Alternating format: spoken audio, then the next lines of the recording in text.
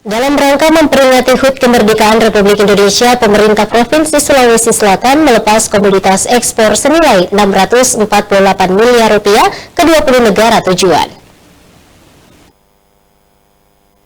Sulawesi bagian selatan mengikuti kegiatan pelepasan ekspor komoditas sulsel ke pasar global di Terminal Peti Kemas Pelabuhan Soekarno-Hatta Makassar, Senin siang.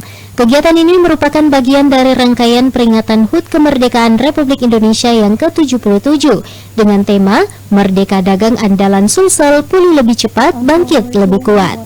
Ekspor kali ini diikuti 39 pelaku usaha dengan mengirim 23 komoditas, yakni diantaranya biji kopi, rumput laut, minyak mete, dan juga telur ikan terbang, yang kini menjadi idola di pasar internasional dengan harganya yang mulai melonjak tinggi dengan kisaran Rp900.000 per kilogramnya. Kepala Kantor Wilayah Bea dan Cukai Sulawesi bagian Selatan, Nugroho Wahyu Widodo mengungkapkan, kegiatan ekspor yang dilakukan oleh pemerintah Sulawesi Selatan dipermudah guna meningkatkan investasi dan ekspor yang ada di Sulawesi Selatan.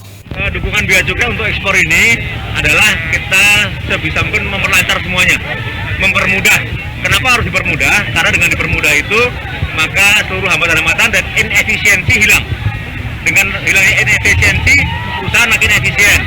Oleh karena itu kalau ada kerepotan-kerepotan tentang ekspor dan impor, segera hubungin Bea Cukai. Ya tanpa biaya, tanpa ribet, pasti kita bantu. Apalagi untuk peningkatan dua hal. Satu investasi, yang kedua adalah terkait dengan ekspor. Nah, kenapa dua itu? Karena dengan dua itu pertumbuhan ekonomi kita meningkat. Nah, diharapkan dengan pertumbuhan ekonomi meningkat, maka masyarakat semakin sejahtera.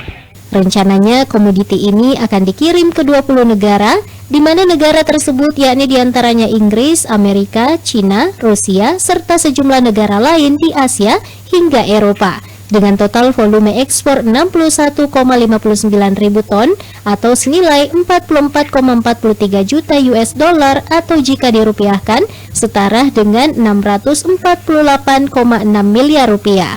Rusma Wandirara, Celebes TV.